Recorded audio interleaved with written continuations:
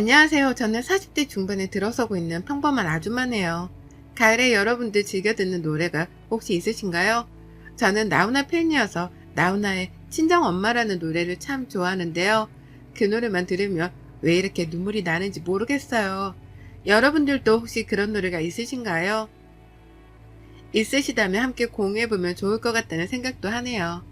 이 아줌마가 즐겨 듣는 사연 프로그램에 저의 이야기가 문득 생각이나 이렇게 한 글자 한 글자 타자로 치고 있네요. 워낙 컴퓨터도 못하고 말솜씨가 없어 답답하실 수도 있지만 그래도 열심히 한번 제 사연을 소개해 보도록 하겠습니다. 저는 어릴 때부터 아빠가 일찍 돌아가시고 엄마랑 저 오빠 이렇게 세 식구가 살았습니다. 요복했던 저희 집은 아빠가 돌아가시자마자 가세가 확 기울어서 엄마가 일을 하며 오빠와 저를 책임지셔야 했습니다.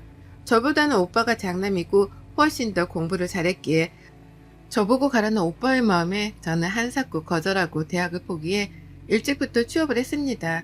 오빠는 다행히도 서울의 좋은 대학에 붙어 엄마와 저의 자랑이기도 했지요.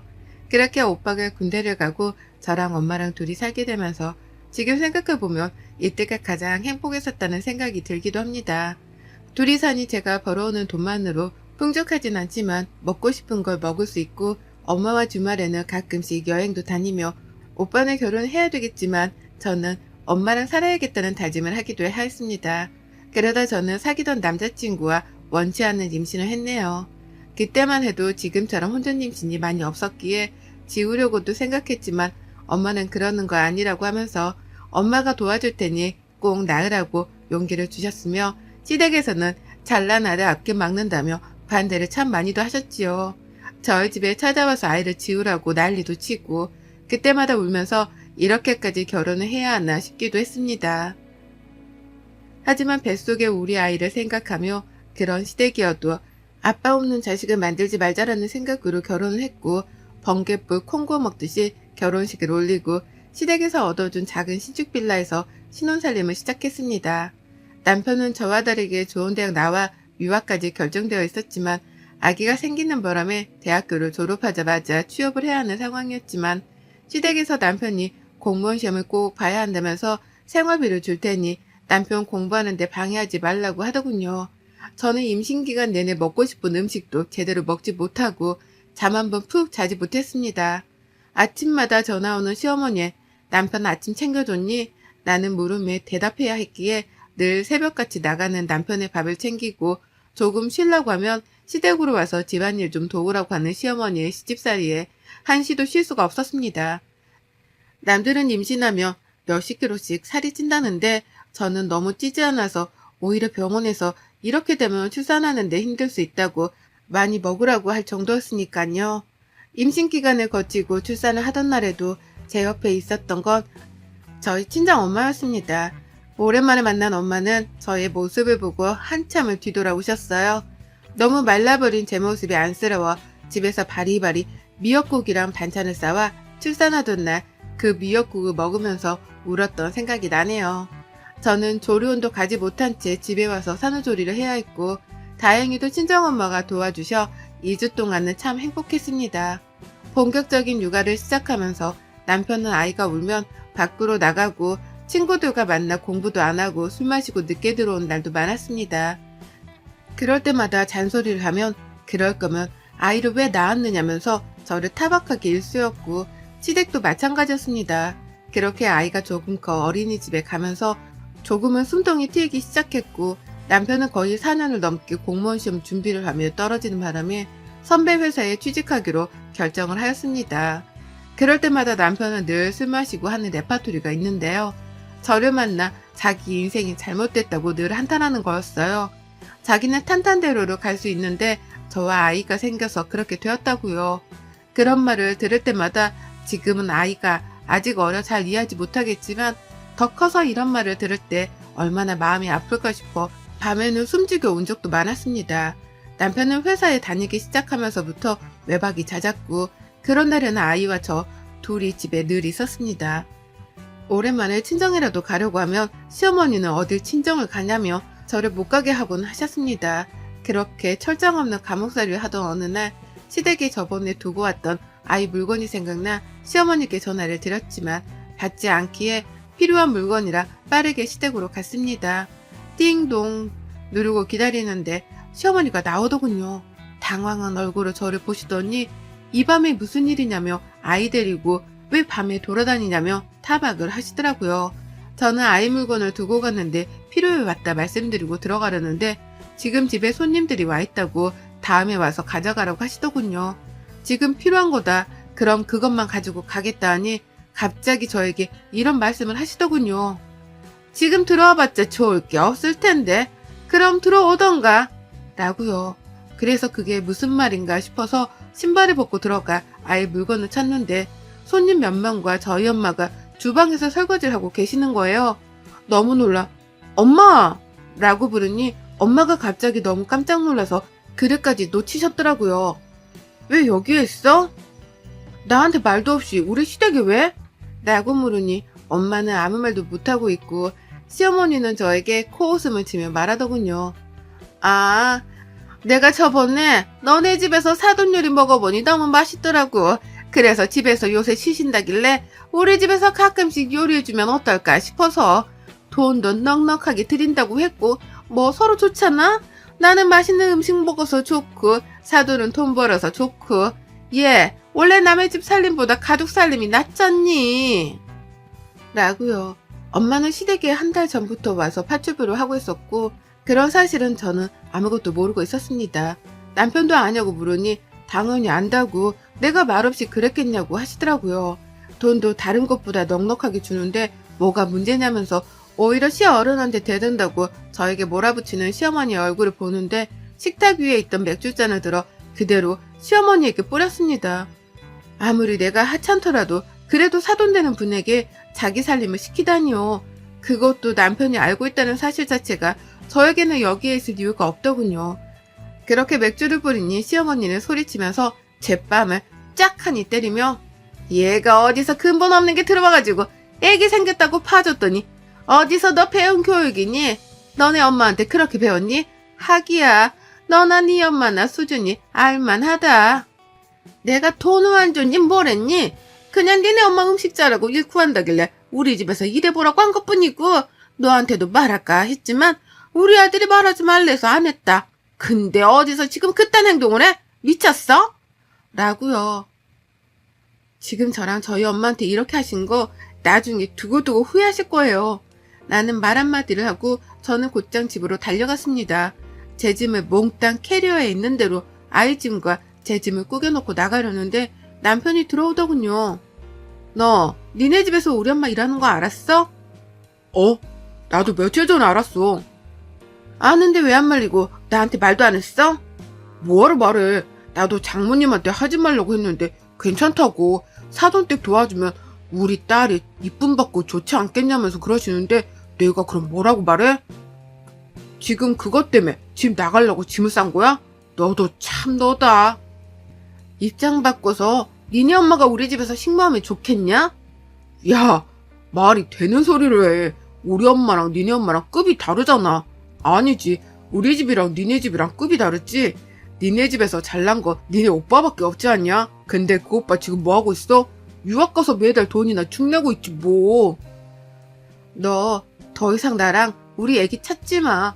네가 말한 대로 네 앞에서 사라져 줄 테니 너랑 니네 엄마 얼마나 잘 사는지 두고 보자. 아이고, 그러면 내가 무서워서 제발 가지 말라고 하게?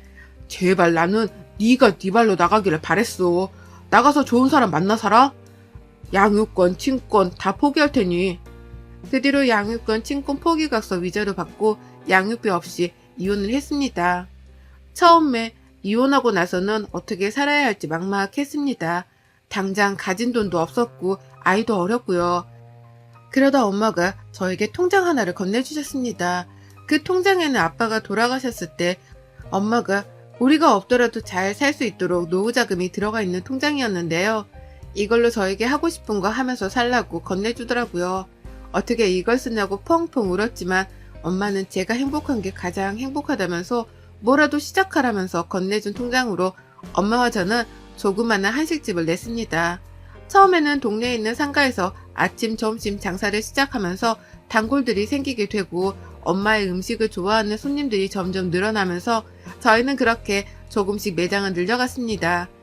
그러다 한정식 전문점을 차리게 되었고 지금은 3개 정도 운영을 하고 있는 상태입니다. 저희 아이 또한 아빠 없는 삶에서 돈의 여유라도 주고 싶어 시작했던 일이 다행히도 잘 돼 아이가 하고 싶은 거, 사고 싶은 거 다 해주면서 살았던 날들이 벌써 이렇게 시간이 지나갔네요. 단칸방에서 시작했던 우리는 이혼하고 난 뒤 원룸에서 투룸으로, 투룸에서 쓰리룸으로 지금은 경기도 40평대 아파트에서 엄마, 저, 우리 딸 이렇게 셋이 살고 있네요. 저는 본종과 2곳을 옮겨 다니며 일을 하는 중이고 저희 엄마는 이제 조금은 쉬시고 있는 상태입니다. 그날따라 엄마가 가게에 나와보신다고 해서 예약건이 많아 응대하고 있는 찰나에 엄마의 지인분이 오셨다고 인사하러 같이 가자고 하시더라고요. 친한 지인분이라고 하길래 저도 함께 인사를 드리러 갔다가 룸에서 나오는데 정말 낯익은 얼굴이 보이더라고요. 단 한 번도 잊지 않았던 얼굴인 바로 전 시어머니였어요. 저랑 저희 엄마를 처음에는 못 알아본 것 같은데 제가 똑바로 쳐다보니 갑자기 생각이 났다는 듯 쳐다보더라고요. 근데 자기 지인과 저희 엄마가 인사를 하니 놀랐겠죠. 뻔뻔하게 저희 앞으로 걸어오더니 그 지인에게 자기야 누구야? 라고 물어보더라고요. 그분은 여기 나랑 친한 언니, 내가 예전에 말했잖아. 한정식집 크게 하는 큰손 바로 이 언니야. 그 한정식 크게 한다는 사람이 지금 이 사람이라고? 그렇다니까. 언니가 음식 솜씨가 워낙 좋아서 내가 여기 음식을 못 끊잖아 하고 웃는데 전 시어머니 표정이 굳어지더라고요. 저희 엄마는 그럼 잘 먹고 가시라고 하고 저도 그 뒤로 휙하니 나왔어요. 정말 한순간도 잊지 않았던 얼굴인데 여기에서 마주치니 사실 좀 놀라기도 했습니다. 그리고 그 다음날 매장에 나가 예약건들을 확인하는데 누군가 저를 찾아왔다고 보니 전 시어머니더라고요. 참 웃기죠? 잠깐 이야기하자는 말에 조용히 룸으로 들어가 대화를 했습니다. 무슨 일이세요? 우리의 손녀 잘 지냈지? 네? 손녀요? 무슨 말씀이세요? 제가 이혼할 때 위자료 한 푼 없이 나가는 조건에는 친권, 양육권 모두 다 포기한다고 했고 자식이라고 생각하지 않겠다고, 손녀라고 생각하지 않겠다고 한 건 어머님이랑 남편이었어요. 이제 와서 손녀라니. 그런 말 입에 올리지 마세요.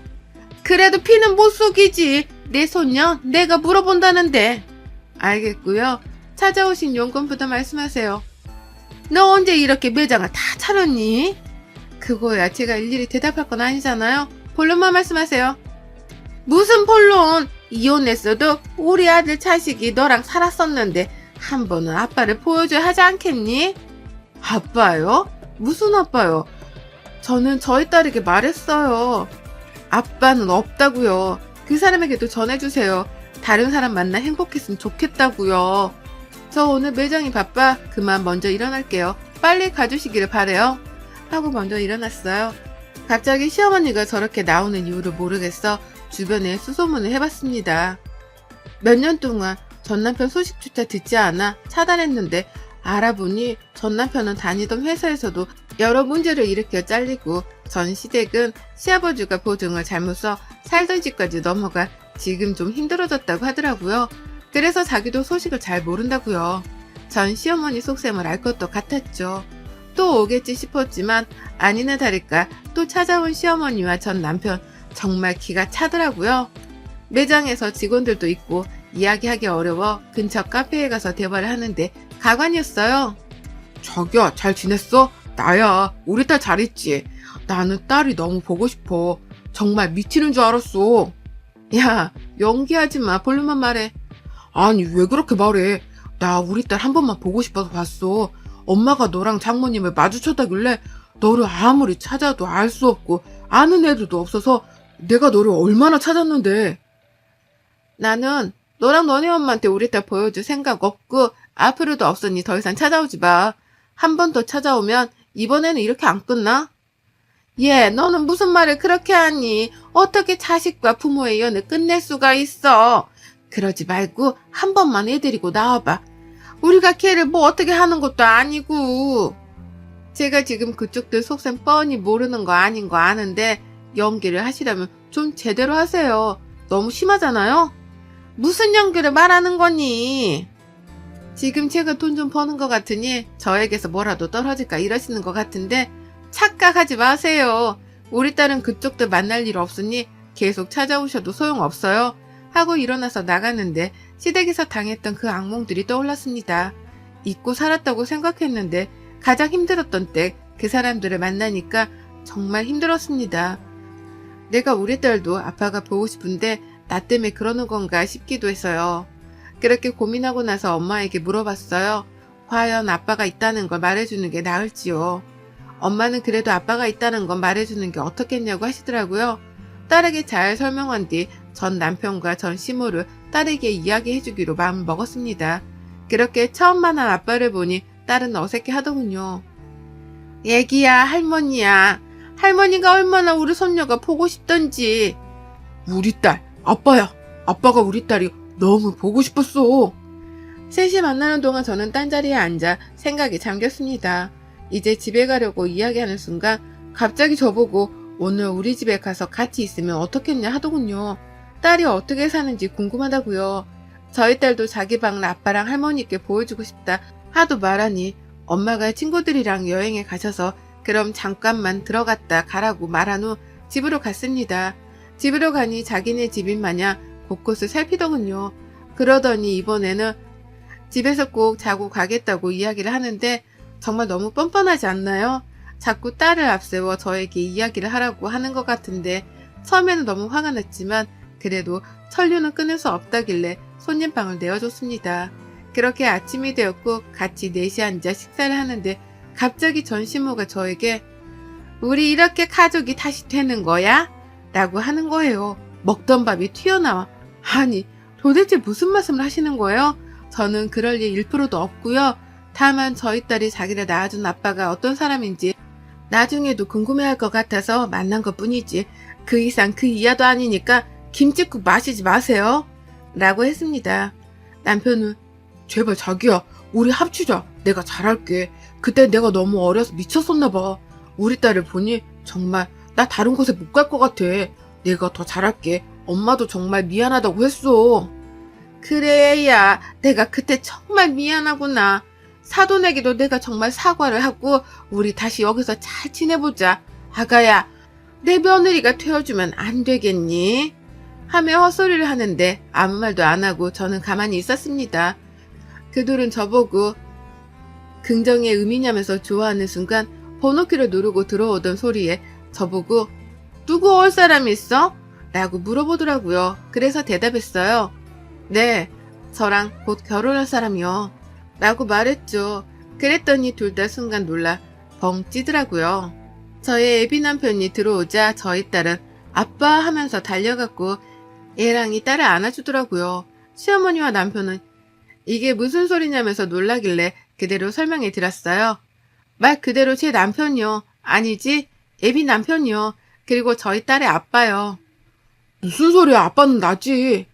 너였지. 너였는데 네가 포기했잖아. 다신 보지 않기로 다 서류 써서 제출했잖아. 도대체 무슨 소리야? 아니 그땐 그랬지만 이제는 잘한다니까. 네가 결혼할 거면 딸은 놔주고 결혼해. 너 진짜 콩밥 한번 먹어보고 싶어 이래? 아 맞다. 네가 지금 서류 놓고 기다리는 회사 있지? 네가 그걸 어떻게 알아? 그게 왜? 그 회사에 못 갈 것 같아. 그 회사 우리 남편이 사장이야. 라고 했더니 전 남편의 얼굴이 정말 새빨개지더라고요. 이 사람에게 이야기 많이 들었습니다. 죄송한데 이렇게 찾아오시는 거 주거 침입죄에 해당될 수 있어요. 저희 이번에 결혼식 올리는데 2분 초대하고 싶네요. 저희 부모님도 많이 뵙고 싶어 하시고요. 참 궁금해 하셨거든요. 수준 이하의 사람들은 어떤 사람인지요. 무슨 이야기인지 아셨으면 더 이상 찾아오는 일 없었으면 합니다. 다시 찾아오면 그때는 경찰서에서 배워야 할 것 같네요. 전 시어머니와 남편은 그대로 주저앉아 멍을 때리고 저는 경찰 불러서 나가라고 하기 전에 나가라고 했어요. 그리고 말했습니다. 내 딸이 그래도 자기를 낳아준 아빠가 어떤 사람인지 살아가면서 궁금해할 것 같아서 온정을 베풀었는데 너랑 너네 엄마라는 사람은 끝까지 수준 이하의 사람이라는 걸 알았어. 그리고 어머님 제가 그랬죠? 그때 그 일 반드시 기억하고 있었다고요. 오갈 곳 없어서 일할 데 없으시면 저희 매장에 주방임으로 써드릴게요. 돈은 당연히 많이 드리고요. 생각 있으시면 연락하세요. 라고요. 그렇게 전 시댁과 저의 인연은 완전히 끝이 났습니다. 제가 혼자 사는 것 같아 보이니 만만했던 것 같아요. 그러니 다시 합치려고 수작 부렸지만 그거는 말이 안 되는 이야기인 거잖아요. 수준 이하의 사람들이니 수준 이하로 대해줬으니 더 이상 찾아오지 않겠지요. 그렇게 저는 오랫동안 마음속에 품어왔던 감정을 보내주었습니다. 저희 애비 남편은 저희 친정엄마가 소개해준 사람이에요. 오랫동안 단골로 왔던 부부가 있었는데 그 부부와 엄마가 연을 잘 맺어 저와도 이렇게 인연이 닿았답니다. 알고 봤더니 굉장한 재력가의 집안이었던 저희 시댁은 정말 검소하시고 늘 배려하고 이해하는 삶이 가장 행복하고 윤택한 삶이라고 말씀하시거든요. 그 삶의 목표를 이어받아 저도 이제 남편과 저희 딸과 엄마와 행복하게 살고 싶습니다. 저의 새 출발을 응원해 주실 거죠? 여러분의 생각은 댓글로 남겨주세요. 오늘도 시청해 주셔서 정말 감사합니다. 안녕하세요. 저는 올해 42살인 여자입니다. 올해도 벌써 10월이 훌쩍 지나가고 있으니 얼마 지나지 않으면 43이 되네요. 나이 먹는 게 조금 서럽기도 하고 가만히 붙잡아 두고 싶기도 하지만 그렇다고 지금 제가 싫은 건 아닙니다. 세월 가는 대로 따라가는 중이고 한두 살 먹어갈수록 전보다 어른이 되어가는 저를 느끼며 사니까요. 그리고 무엇보다 저를 많이 사랑해주고 또 따라주는 껌딱지 같은 남편이 제 곁에 있어줬기 때문인지 사랑을 받는 기분이 늘 들었습니다. 예뻐라 해주는 남편 덕분에 나이 먹는 걸 잠시 잊고 사는 중이었달까요? 참고로 저는 현재 결혼 2년차를 향해 달려가는 중이랍니다. 뒤늦은 나이에 결혼을 했고 제 남편은 저보다 3살이 어린 연하남이랍니다. 그렇다 보니 결혼을 하면서 많은 게 달라졌어요. 그간에는 그저 일에 미쳐 사는 평범한 골드미스 정도로만 사람들이 봐줬었는데요. 40에 결혼을 하고 또 연하 남편과 함께 살기 시작하면서부턴 솔직히 저를 두고 뒤에서 수근거리는 사람들도 있었습니다. 좋게 봐주고 좋겠다고 부러워라 해주는 분들도 계셨지만 돈을 잘 버니까 어린 남자를 돈으로 꼬신 거라는 입에 담지 못한 말들을 주고받는 사람들도 있었어요. 사회생활하며 별별 사람들을 다 만난다고는 하지만 정말 결혼하고 나서 특히나 그 많은 사람들을 더 마주했던 것 같습니다. 상처도 받았지만 기분이 마냥 나쁘진 않았어요. 다들 내가 부러워서 뒷말을 나누는 거라는 걸 잘 알았거든요. 그러니 나와 남편에 대한 가십거리가 어쩌다 들려오더라도 귀담아 들으려 하지 않았습니다. 그리고는 실제 우리 부부의 모습처럼 잘 살고 있는 모습을 더 많이 보여줘야겠다는 것에 초점을 두려고 했죠. 그러나 이 과정에서 시어머니가 끼게 되면 제 반응은 마냥 냉정하지 못했습니다. 시어머니가 우리 부부를 좋아하고 응원해 주시는 쪽이 아니라 뒷말을 나누고 흉을 보면서 싫어하는 쪽에 서 계신 걸 알게 된 순간부터는 저도 작은 말에 흔들리기 시작했던 거죠. 시어머니의 입에서 나오는 작은 흉이나 탄식, 하다못해 사소한 눈초리들까지도 모두 다 저를 들었다 놓기에 충분했답니다. 시어머니께서는 절 참 많이 반대하셨어요. 그것도 참 희한한 방식으로 반대를 하셔서 지금까지도 기억이 남습니다. 며느리가 마음에 안 드는 거라면 남편한테 이 결혼이 싫다고 직접 반대 의사를 밝히셔도 됐고 결혼을 하지 말아줬으면 좋겠다고 제게 직접 말씀을 해주셨어도 될 텐데요. 희한하게 그런 말씀은 절대 안 하시더라고요. 다만 이상한 방식으로 제가 마음에 안 든다는 걸 표현하셨답니다. 나이를 들먹이면서 말이죠. 나이가 40인데 이제 웨딩드레스를 입겠다는 거지? 내 아들이 아직 40도 안 된 건 알고 있고? 라고 하시며 제 나이에 몇 번을 놀라셨고요. 나이가 10살 차이도 아니고 남녀가 바뀌어서 고작 3살 차이가 나는 것뿐인데 뭐가 그리 중요하냐고 물어본 남편에게는 네 말이 맞지? 라고 하면서 맞장구를 쳐주기까지 하셨어요. 방금 전까지 나이 때문에 마음에 안 드신다는 뉘앙스를 풍기더니 아들의 한마디에 또 수긍을 하는 듯 태도를 바꾸신 거죠. 그러다가도 남편이 제 옆에 없으면 아니 근데 큰아이까지 결혼 안 하고 왜 그랬대? 오빠들도 많았을 텐데 라고 하시며 이 결혼이 탐탁치 않다는 말씀을 돌려하셨고 힘들어하는 저를 지긋하게 바라만 보는 적도 많았답니다. 좋게 말하면 지긋이 바라보는 거였고 나쁘게 말하면 힘들어하는 저를 노려보며 즐기는 것이었죠. 자신의 말 한마디에 상처를 받아가면서 반응을 보이는 저를 재밌어라 하셨던 것이었습니다. 그 바람에 저는 저분이 흡사 소시오패스나 뭐 이런 일종의 사람이 아닌가도 잠깐 의심을 했었답니다. 그렇지 않고서야 사람이 저리 매정한 말을 후후 던지며 반응이 뜨뜻미지근할 수가 없었으니까요. 애매하게 싫은 티를 내시는 시어머니가 저를 반대한다는 걸 전 온몸으로 눈치를 챘고 결혼식을 치르기 직전까지도 그 태도를 유지하던 시어머니 때문에 마음고생이 심했습니다. 하지만 결국 결혼식을 치르게 되면서는 어떻게든 관계가 나아질 것이라고 믿으려고 했어요. 중간에도 남편이 많이 노력을 했고 저도 이왕 시어머니가 되셨으니 며느리한테서 호강이라도 받으며 기분 푸시라고 가진 돈을 갖다 바쳐가며 노력을 했습니다. 돈을 벌어서는 족족 용돈을 챙겨드렸고 때맞춰 계절 옷에 계절에 맞는 선물도 사드리면서 시어머니께 쓰는 돈을 아까워하지 않으려 했어요. 그게 제가 살아남는 방법이라 생각을 했으니까요. 그런데 말이죠. 요상한 일이 벌어지기 시작했습니다. 아무리 생각해도 요상한 일이었죠. 퇴근하고 평소처럼 집에 왔는데 시어머니가 계시더라고요. 그런데 웬일로 저를 향해서 왔어? 라고 하면서 퇴근을 반겨주시길래 살짝 흠칫했었습니다. 저러던 분이 아니신데 갑자기 인사를 요란스레 하시니까요. 그와 동시에 놀란 건 주변에 놓여진 어머님의 선물이었습니다. 단 한 번도 결혼하며 시어머니께 선물이라는 명목하에 물건을 받아본 적이 없었어요. 그릇이며 옷이며 시어머니 것이라고는 하나도 없었고 오히려 제가 퍼준 게 전부였었죠.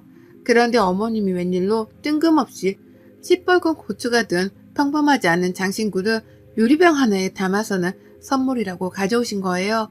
그걸로도 모자라 아무도 쓰기 싫어할 것 같은 못생긴 그릇 두 짝도 말이죠. 어디서 이런 걸 빈티지샵에서 주워오셨나 싶어 황당해하며 물건을 쳐다보는데 어머님은 세상 행복하다는 듯 건네주시면서 잘 쓰라고 하시더라고요. 특히 고추가 든 유리병은 현관 옆에 두어야 복이 기어들어온다고 하시면서요. 무슨 복이 정확히 들어오냐며 물어보는 제 남편의 말에 어머님은 얘가 빨리 들어선대 라고 그제서야 이실직고를 하셨습니다. 그러니 저도 알았죠. 이 말린 고추가 사내 아이를 뜻하는 거구나 하고 말이죠. 그래서 의심 없이 받아들였습니다. 어머님이 빨리 손주를 보고 싶어 하신다는 생각에 부담도 컸지만 다 우리 좋으라고 건네주신 물건이란 것에는 의심이 없었던 거죠. 그런데 이런 식의 뜬금없는 선물은 그걸로 끝이 아니었어요. 이런 분이 아니셨는데 계속해서 뭔가 내어주시더라고요. 그 덕분에 저희 집은 시어머니가 들고 온 영문 모를 물건들로 하나도 채워져 빼곡해지기 시작했고요. 처음 가져온 고추 든 유리병도 그대로였고 쓰기 싫은 그릇 두 개도 그냥 주셨으니 일단 하부장 안에 넣어 보관 중이었습니다. 그 밖에도 침대 옆에 놔두고 얼굴 가꾸는 데 쓰라면서 거울 큰 거를 사다 보내주신 바람에 저는 영문도 모른 채 일단 그걸 침대 옆에 놔뒀어요. 남편 앞에서 예쁘게 구면서 오래도록 사랑을 받으라는 뜻인 줄로만 알고서는 아무런 의심도 하지 않은 채 그 큰 거울을 침대 옆에 뒀습니다. 제가 어릴 적부터 무교였고 믿는 종교 따위는 없다 보니 미신이나 속설 같은 것에 굉장히 무지했거든요. 그렇다 보니 전 어머님이 하라는 대로 하면 복이 굴러 들어올 줄 알았어요. 어머님이 아무래도 미신이나 속설 같은 걸 믿을 나이시다 보니 저보다 아는 것도 많으실 거다 싶었던 거죠. 그래서 그 후에도 들어오는 헝 가방이나 옷, 그리고 정체불명의 나뭇가지 같은 것들도 그냥 있는 대로 받았습니다. 천만다행으로 제 집이 40평대라 넓은 편이었고 그래서 자질구레한 물건들을 하나둘씩 놓아둘 공간 여유는 있었어요. 그래서 겉보기에는 잡동사니들로 어지러워 보이진 않았지만 이게 정도가 계속해서 지나가니 슬슬 받기가 싫어지더라고요. 내 집이 내 집인 게 아니라 시어머니의 집이 되어가는 것만 같았습니다. 제가 고른 물건들이 아니라 시어머니가 주시는 물건들로만 집이 채워져 나가다 보니 흡사 이건 시어머니가 원하시는 그림의 집이 아닌가 싶기도 해서 혼란스러워지기까지 한 거죠. 그쯤 되니 남편도 뭐가 마음에 안 들기 시작한 건지 물건을 또 주겠다고 집에 오래 하시는 어머님께 바쁘다는 거짓말을 해가며 약속을 피하기 시작했어요. 그러면 어머님은 뭘 한다고 퇴근하고 나서까지 바쁘냐면서 집에 기어코 오겠다고 우겨대셨는데요. 그렇게 우기다가 정말 집으로 찾아온 적도 한두 번 있었습니다. 그리고 저는 그때부터 시어머니께 정이 떨어져 가기 시작했죠. 그리고는 생각이 들었어요. 저렇게까지 해서 나에게 주려는 물건은 무엇이며 왜 그렇게까지 해서 나에게 그 물건을 주시려는 건가 싶어 말이죠. 정말 이게 다 손주를 빨리 보고 싶어서 아들 낳으라고 건네주는 부적 같은 건가 싶기도 했고요. 그때부터 인터넷에 검색을 해봤더니 사실상 아들 낳는 부적이라면서 검색되어 나오는 물건 목록에 시어머니가 주신 물건들은 없었답니다. 빨간 고추가 있긴 했으나 유리병에 담아서 현관 옆에 놔뒀다는 글 따위는 보지 못했고 거울은 오히려 집안에 두면 안 되는 물건이라고 하더라고요. 더군다나 침대 바로 옆에 두는 건 귀신을 들러붙게 하는 짓이라는 섬뜩한 글까지 읽고 나니 온몸에 소름이 쫙 끼쳤어요. 그 전까지만 하더라도 시어머니에 대한 의심이 하나도 없었기에 주시는 대로 물건을 받아내선 집에 고이고이 쌓아놨었는데요. 검색을 조금 해보고 시어머니의 의도를 따져 묻다 보니까 이게 보통 일이 아니라는 걸 눈치껏 알아낼 수 있었습니다. 생각해보니 정말 이상했어요. 그럴 분이 아니신데 갑자기 저에게 잘해주기 시작함과 동시에 선물이라며 어디서 쓰다만 헛 물건이었는데 그걸 저에게 줬다는 것부터가 의도가 너무 불순하더라고요. 왜 이런 의심을 진작에 하지 못했었나 싶어서 땅을 치며 후회했습니다. 그제서야 드는 꺼림칙함을 떨쳐내 보겠다고 급한 대로 남편이랑 퇴근하자마자 거울을 내다 버렸어요. 현관 앞에 있던 고추가 든 유리병도 그 밖에 어디서 주워왔는지 출처를 모르겠는 나무 막대기부터 시작을 해서 온갖 잡동산이란 것들을 모조리 버렸습니다. 쓰레기 봉투에 담아놓고 보니 한 트럭이더라고요. 이렇게나 많은 걸 내 집에 가져다 놨다는 생각을 하니 또 소름이 끼쳐 한동안 말을 잊지 못했어요. 제 심정을 남편도 똑같이 느낀 건지 처음엔 갖다 버리자는 말에 왜냐고 묻기만 하더니 정색하는 제 표정을 보며 나중에는 누구보다 더 적극적으로 시어머니가 주신 물건을 버리겠다며 집안을 헤집고 다녔답니다. 물건을 버리고 나서 제가 하루 종일 생각하고 인터넷 검색을 하면서 알아냈던 꺼림칙한 정보에 대해서 공유를 하자 남편은 온몸에 소름이 돋는다면서 어쩔 줄 몰라하며 방방 뛰었어요. 가뜩이나 요즘은 가위에 자주 눌리는 것 같은 기분 때문에 잠을 설칠 일이 많았는데 그게 다 엄마가 주신 물건들 때문에 귀신이 붙어서 그런 거냐며 무서워 난리를 치더라고요. 남편이 겉보기엔 상남자 같은데 겁은 무지하게 많은 애거든요. 이런 일을 겪고 난 후 저는 저대로 그리고 남편은 남편대로 시어머니를 쉽사리 보지 못했습니다. 남편은 자기 엄마의 의도를 의심하고 싶지 않아 하는 듯 혼자 괴로워하며 몸부림을 쳤고요. 저는 제발 시어머니가 나쁜 의도로 그러지 않으셨길 끝까지 믿어보려 하면서도 한편으로는 사실 확인을 해야겠다면서 뒷조사를 시작했습니다.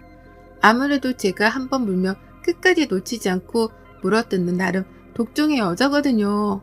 아무리 생각해도 좋은 의도가 보이질 않는 시어머니의 본 모습을 꼭 파헤쳐야겠다는 생각으로 머리를 굴려가던 중 정말 뜻밖의 기회를 맞이했습니다. 시어머니의 그 새카맣은 의도를 파악할 수 있는 절호의 기회가 찾아온 것이었어요. 인터넷으로 다른 사람들의 글도 읽어보고 시어머니와 갈등에 대한 댓글들도 살펴보던 중 홈캠의 존재를 알게 되었습니다. 집안에 카메라를 따로 설치할 필요성을 못 느껴서 그걸 알고도 관심을 두지 않고 살았었는데요. 이참에 홈캠을 설치해야겠더라고요. 물론 귀신을 보려는 게 아니라 시어머니를 살펴보려고 말입니다. 당장 로켓 배송으로 주문을 받았고 집안에 무려 3곳에 카메라를 설치하고 난 후 시어머니를 불렀어요. 안부 인사 겸 연락을 드린 거죠. 어머님, 요즘은 저한테 주실 선물 없으신가 봐요. 통 찾아오질 않으시네요. 라고 하며 아부를 떨었더니 어머님은 섭섭하다는 말대로 곧장 말씀하시더라고요. 아니 내가 가겠다고 몇 번을 말했더니 다들 바쁘다며 오지 말라고만 하고 말이야. 라면서 줄 선물이 안 그래도 한가득 준비되어 있다며 신나라하셨어요. 그리고 전 바빠서 퇴근이 요즘 늦으니 차라리 우리 부부가 없는 점심시간에라도 집에 와서 선물을 놓고 쉬다 가시라며 집 비밀번호를 알려드렸습니다. 결혼하고서 집 번호를 누군가에게 알려준 건 처음이었어요. 쉽지 않은 결정이었지만 시어머니의 본 모습을 알아내고자 이건 필요한 절차였고 그렇게 어머님께 제 집을 오픈하고 난 후 저는 떨리는 마음으로 그저 홈캠 녹화가 잘 되기를 빌었습니다. 어머님은 하루 날 잡아 집을 다녀가셨고 저는 일을 하던 중이었는데 문자 한 통을 보내셨더라고요. 너 내가 줬던 물건들 다 어디다 뒀냐? 라고 하면서요. 저랑 남편이 섬뜩하다면서 버렸던 그 물건들을 찾으시는 것이었습니다. 그래서 제가 어머님 그거 둘 곳이 없어 집 선반 안에 넣어 모아뒀는데 아마 어머님은 못 찾으실 거예요. 왜요? 라고 되물었죠. 그러자 어머님은 버리지 않았다는 제 말에 안심을 하셨는지 버린 게 아니면 됐고 난 또 니들이 버린 줄 알고 깜짝 놀랐네. 라고 하며 안도의 한숨까지 내쉬었습니다. 그리곤 물건 다 놓고 가는데 이것들은 절대 옮기지 마라. 저번에 줬던 고추 유리병 그것도 현관에 꼭 둬야 하는 건데 내가 지금 둘 테니까 물건 놔둔 곳 좀 알려줘라. 라고 말씀을 하셨어요. 제가 갖다 버린 유리병을 도로 찾아서 현관에 두겠다면서 위치를 알려달라 하시더라고요. 당황한 저는 얼버무리다가 일이 갑자기 바빠졌다며 급하게 연락을 끊어버렸죠. 그리고 서둘러 홈케어 화면을 볼 수 있는 어플을 켰고 시어머니가 하시는 짓을 지켜봤습니다. 그전에도 이미 녹화가 되고 있긴 했으나 당장에 어머님이 뭘 하시려는지 확인을 해보고 싶었어요. 그리고 전 회사 안에서 간이 떨어져 오줌을 지릴 뻔했습니다. 이런 말이 나이 40 넘어 나오는 게 좀 창피하긴 하지만 오줌이 지릴 뻔했단 표현 말곤 달리 할 수 있는 말이 없었어요.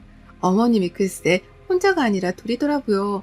바로 옆에 웬 아주머니 한 분을 모셔온 거예요. 선물만 놓고 가시겠다더니 주인 없는 집에 멋대로 손님을 데려온 겁니다. 소름이 돋아서 막 캡처를 했어요. 실시간으로 사진을 찍어서 남편에게 보내주고 있는데 그때 그 아주머니가 시어머니께 손짓으로 뭔가를 지시하는 게 계속해서 목격되었습니다.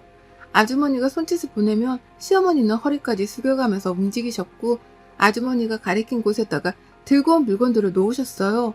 아주머니는 마치 집을 보러 온 손님 마냥 제 집 구석구석을 휘젓고 다니셨고 기존에 어머님이 가져다 주셨던 물건들의 행방을 찾는 것 마냥 5만 군데를 구석구석 뒤져댔어요. 그러다 고개를 절레거리면서 한숨을 쉬더니만 시어머니가 이 아주머니를 이렇게 부르시더라고요. 보살님 이라고 말입니다. 그 순간 머리가 멍했습니다. 설마 저 여자가 무당인가 싶었거든요. 어머님이 가져오신 물건들도 그렇고 죄다 어디 조선시대의 궁중 난투국에서나 나올 법한 오래된 물건들이었는데 설마 어머님이 무당의 말을 듣고서는 무당이 지시하는 물건들을 제 집에 들인 건가 싶었습니다. 제발 아니길 바라면서 표정을 가득 찡그린 채로 화면을 바라보고 있는데 그 보살이란 여자는 가져온 물건들이 하나도 없네. 이것들 가져다 버린 거 아니야? 기센 것. 라면서 호통을 쳤고 그러자 시어머니는 분명 어디다가 넣어놨다고 했는데 제가 찾아볼까요? 눈치챘을 리가 없잖아요. 라고 하면서 그 여자를 살살 달래는 데 급급했습니다. 그러면서 어머님이 말씀하시더라고요. 제가 이것들 이혼시키려고 별짓 다 하고 있는데 여태 이혼도 안 하고 기센 애가 맞긴 맞나 보네요. 라고 말입니다. 저는 탄식을 내뱉으며 제자리에서 일어섰고 온몸에 소름이 돋아 닭살이 서는데 경직이 되어 얼어붙었어요. 빨리 내 집에 가서 이 불운한 존재들을 쫓아내야겠다는 생각밖에는 들지 않았습니다. 미신 같은 거 믿는 사람은 아니었으나 내 집에 무당이 들어온 이상 뭔가 정말로 불운한 것들이 집안에 마구마구 스며들 것만 같은 꺼림직한 기분이 계속해서 들었어요. 그리고 그때 저는 그만 까무러치며 비명을 지른 채 주저앉고야 말았습니다. 글쎄 그 무당 여자가 카메라를 응시하고 있는 거예요. 카메라를 통해서 저랑 눈이 마주쳤던 것이었습니다. 저는 핸드폰으로 보던 도중 화면에 뜬 여자의 눈초리에 기함을 치며 비명을 질렀고 제가 이렇게 겁을 먹고 있는 걸 아는지 모르는지 무당이란 여자는 집안에서 카메라를 발견했다는 것 같다는 말과 함께 곧장 시어머니께 일렀다 바쳤죠. 혹시 며느리가 이 상황을 보고 있는 게 아니냐 하면서 말이죠. 저는 여전히 놀라서 일어날 정신도 없이 바닥에 주저앉아 있었는데 무당은 카메라를 번갈아 노려보면서 시어머니랑 집을 나갈지 말지 작당을 하다가 결국 카메라를 뜯어버리고는 그걸 든 채로 집을 나섰답니다. 저는 여전히 벌렁거리는 심장을 부여잡으면서 지금 내 집에서 일어난 이 상황에 대해 이해를 하고자 머리를 쥐어뜯었고요. 그러니까 시어머니는 마음에 안 드는 며느리 하나를 이혼시키기 위해서 무당까지 찾아갔던 것이었고요. 그 무당이 하라는 대로 저주가 담겼을 것으로 추정되는 물건들을 하나둘 제 집에 들여놨던 것이었습니다. 그 물건에 남의 피가 묻었을지 똥이 묻었을지 누가 아냐고요. 저는 이 사실을 바로 남편에게 일러다 바쳤고 저보다 충격을 받은 건지 남편은 회사까지 반차를 내고 당장 시댁으로 갔어요. 가서 조져놓겠다는 말을 남긴 채 소식이 끊겼고요. 걱정이 된 저도 반차를 내고 바로 남편 뒤를 쫓아 시댁에 갔는데요. 글쎄 그 무당이란 여자가 시댁 안에 있더라고요. 카메라에 담겼을 상황을 어떻게 대처할지에 대해서 의논을 하겠다며 시어머니랑 같이 시댁에 가서 추후 작당을 기획하고 있었던 겁니다. 그 현장을 저랑 남편이 번갈아 덮친 거고요. 무당은 이미 저희 남편한테 욕을 처먹다 못해 멱살까지 잡혀서는 노후라 애원 중이었고 무당 같지도 않고 딱 보니 사기꾼인 것만 같아 보이는 그 여자를 뒤로 한 채 저는 시어머니께 녹화된 현장 영상을 보여줬어요. 이거 들고 당장 경찰서에 가도 할 말이 없으시지 않냐며 화도 내고 욕도 하고 하다 이혼을 정말 하겠다고도 했습니다. 이대로는 꺼림칙해서 어머니 같은 시어머니를 두고 살 자신이 없다며 말이죠. 그 말에 남편은 더욱 미안했던지 감정이 격해져 시댁을 아주 난장판으로 만들어놨고요. 어머님이 주셨던 물건들을 싹 다 버려놓길 정말 잘했다는 생각과 함께 저는 사과조차 받지 않으려 했습니다. 도무지 사람이 할 수 있는 상식밖의 행동을 한 시어머니를 사람 취급해드리지 않기로 했거든요. 그리고 전 당장에 집으로 뛰쳐가서는 시어머니가 놓고 가셨던 새 물건들을 모조리 다 싸두고선 다시 시댁으로 왔습니다. 그리고는 남편에게 시어머니를 붙들고 있게 한 후 저 혼자 숨바꼭질을 하듯이 그 물건들을 시댁 안에 숨겨뒀어요. 시어머니가 절대로 찾아내지 못하시도록 말입니다. 그러자 시어머니는 그 물건이 정말 재수가 없는 물건들이었는지 당장 가지고 나가. 아유 나 진짜 그것들이랑 같이 한 집에서 못 지내. 가지고 나가 버려줘 제발. 라며 울고불고 매달리셨어요.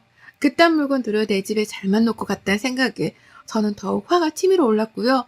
도대체 무슨 물건인데 이렇게 기함을 치는 거냐면서 남편이 따져 물으니 어머님은 끝까지 말을 아끼시다 겨우 한 말씀 하시더라고요. 여자한테 안 좋은 거야 라고 말이죠. 당신 아들한테는 해를 끼칠 생각이 없었다는 걸 어필하기 위해서 굳이 성별을 들먹이며 대답을 대신 한 겁니다. 그걸 보면 전 끝까지 물건을 숨긴 장소를 알려드리지 않으리라 재차 다짐을 했고 시어머니하고는 사과를 받고 말고를 떠나 연을 끊고 살겠다고 통보를 한 채 시댁을 빠져나왔어요. 이미 남편이 시댁을 난장판으로 만들다 못해 시어머니 눈에서 눈물을 쫙 빼놓은 후였는지라 제가 더 할 수 있는 건 없었습니다. 그저 숨겨놓은 물건들을 시어머니가 다시는 평생 찾지 못하시도록 비는 수밖에요. 그러면 시어머니는 불편하고 꺼림칙하고 재수가 없다며 마음고생을 하면서 그 물건들을 끝까지 찾으실 테니요. 고약한 시모를 만나면 결혼하고 나서 팔짝을 꼬인다더니만 제가 딱 그 짝이었습니다. 다행히 남편 사랑이 한결같아 좋기는 하지만 전 재수없는 이 집에서 다신 더 살고 싶지 않다며 당장 집을 내놨어요. 현재 남편이랑 저는 친정에 들어와 단기로 사는 중이고요. 그리고 다시는 이사가는 집을 시어머니께 알려주지도 않을 거고 초대도 안 할 겁니다. 비번을 숨기는 건 당연하고 남편하고는 시모 얘기를 죽을 때까지 함구하고 살기로 약속도 했네요. 인생의 반은 산 것 같은데 평생 멀리하던 미신에 발 한 번 걸쭉하게 담긴 후기였습니다. 전 아직도 소름이 돋아서 자다가도 잠을 설치며 깨요. 언제쯤 이 꺼림칙함이 사라질지는 모르겠지만 이렇게 사연을 적어보내며 후련하게 시모 욕이라도 해봐서 좋네요. 부디 이 순간에도 어머님은 제가 숨겨놓은 물건을 찾다가 재수 털려 겁먹고 계시길 진심으로 바랍니다. 여러분의 생각은 댓글로 남겨주세요. 오늘도 시청해주셔서 정말 감사합니다.